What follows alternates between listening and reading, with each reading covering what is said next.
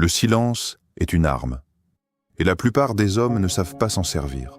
Dans un monde où tout le monde parle, où chaque opinion doit être exprimée, où chaque insulte doit être retournée, où chaque critique doit être défendue, les rares hommes qui savent te taire dominent sans bruit. Ils n'ont pas besoin de crier, leur présence suffit. Les stoïciens l'avaient compris il y a 2000 ans. Zénon, fondateur du stoïcisme, disait « Il vaut mieux trébucher avec les pieds qu'avec la langue ». Pense à combien de fois un mot prononcé trop vite t'a coûté quelque chose. Une relation, une opportunité, ton calme intérieur. Le silence n'est pas une absence de réponse. C'est une réponse choisie, la plus puissante qui soit. Voici les 9 situations où l'homme de béton ferme sa bouche et gagne. 1. Face à une critique injuste. Quelqu'un t'attaque sans raison, te juge sans connaître les faits.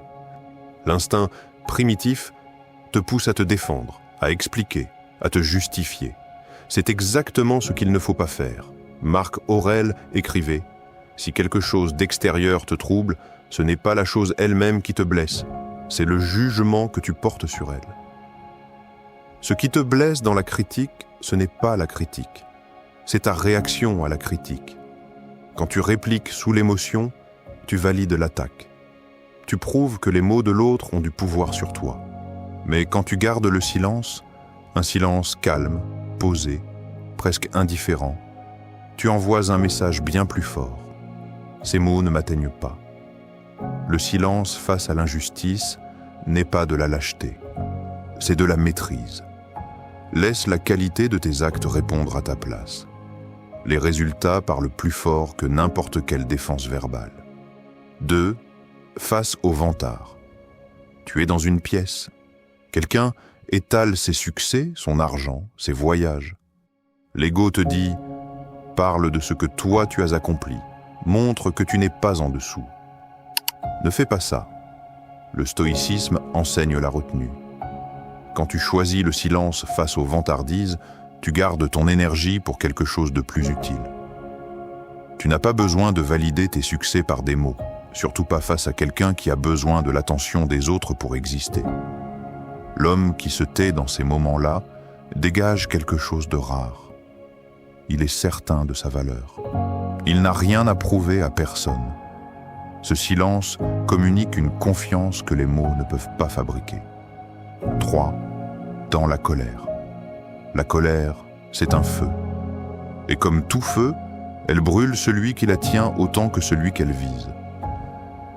Épictète disait « Tais-toi la plupart du temps. Ne parle que lorsque c'est nécessaire. » Imagine la scène. Un collègue commet une erreur qui te coûte des heures de travail. La colère monte. Tout en toi veut exploser. Mais si tu parles maintenant, tu ne parles pas avec ton intelligence. Tu parles avec ton adrénaline. Et les mots prononcés dans cet état ne peuvent que blesser, escalader, détruire. Marc Aurèle posait cette question. Les conséquences de la colère ne sont-elles pas toujours pires que ce qui l'a déclenchée? Presque toujours. Donne-toi 10 secondes. Respire. Laisse la vague passer. Le silence dans la colère n'est pas de la faiblesse, c'est ce qui sépare l'homme réactif de l'homme qui contrôle sa vie. 4. Face aux fausses rumeurs. Les rumeurs se propagent comme de la fumée. Et comme la fumée, si tu essaies de la saisir, elle se disperse. Mais si tu l'attises, elle devient un incendie. Marc Aurèle l'a dit avec une clarté absolue.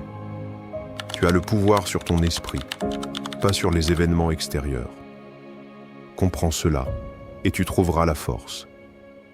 Quand quelqu'un répand de fausses informations sur ton compte, chaque explication que tu donnes alimente le feu. Chaque démenti te place en position de défense. Et la défense, aux yeux des spectateurs, ressemble souvent à une confession. La réponse stoïcienne, laisse le temps faire son travail. Reste concentré sur ce que tu construis. La vérité n'a pas besoin d'avocat. Elle se défend d'elle-même pourvu qu'on lui laisse le temps. 5. Face à la perte. La perte est une des expériences les plus déstabilisantes de l'existence.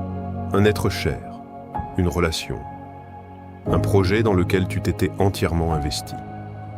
Il y a un vide, un silence intérieur que l'instinct cherche à remplir coûte que coûte par des mots, par l'agitation, par des explications. C'est une erreur. C.S. Lewis écrivait après avoir perdu sa femme. La douleur que je ressens maintenant, c'est le bonheur que j'ai eu avant. Une pensée profondément stoïcienne. Les stoïciens croyaient que la perte et l'amour sont deux faces de la même réalité. On ne peut pas avoir l'un sans risquer l'autre. Sénèque disait « Le jour que nous redoutons comme notre dernier est peut-être la naissance de l'éternité. Laisse-toi traverser par le silence du deuil, ne le fuis pas. C'est dans ce silence que tu traites vraiment ce que tu ressens et que tu en sors transformé plutôt que brisé. » 6. Face à l'ignorance. Galilée a défendu l'héliocentrisme à une époque où la Terre était censée être le centre de l'univers. Il a été ridiculisé, condamné, assigné à résidence. Face à l'ignorance institutionnelle et collective, il aurait pu s'épuiser à argumenter, à convaincre, à crier. Il a souvent choisi le silence, non par soumission, mais parce qu'il savait que la vérité n'a pas besoin d'être criée pour finir par s'imposer. Marc Aurèle écrivait « Tu as le pouvoir sur ton esprit, pas sur les événements extérieurs. » Quand tu fais face à quelqu'un dont l'ignorance est totale, dont la certitude est inversement proportionnelle à sa compréhension, te battre avec des mots est une perte d'énergie.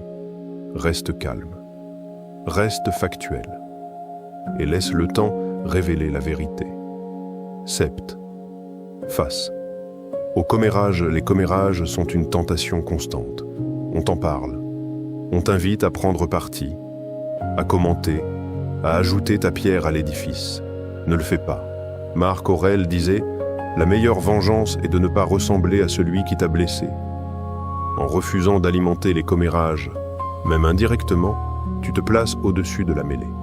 Tu deviens quelqu'un dont la parole a du poids précisément parce qu'il ne la dépense pas en bavardage.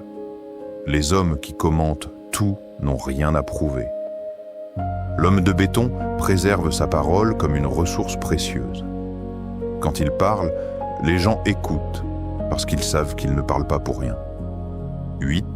Face à l'injustice.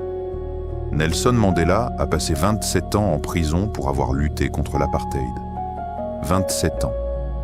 Toutes les raisons du monde d'être consumé par la colère, la haine, le désir de vengeance.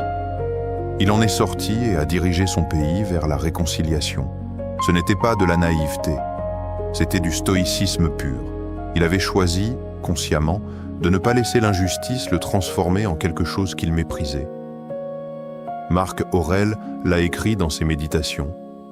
La meilleure façon de se venger de celui qui t'a fait du mal est de ne pas lui ressembler. Face à l'injustice, la tentation est de répondre avec la même violence, physique, verbale, émotionnelle.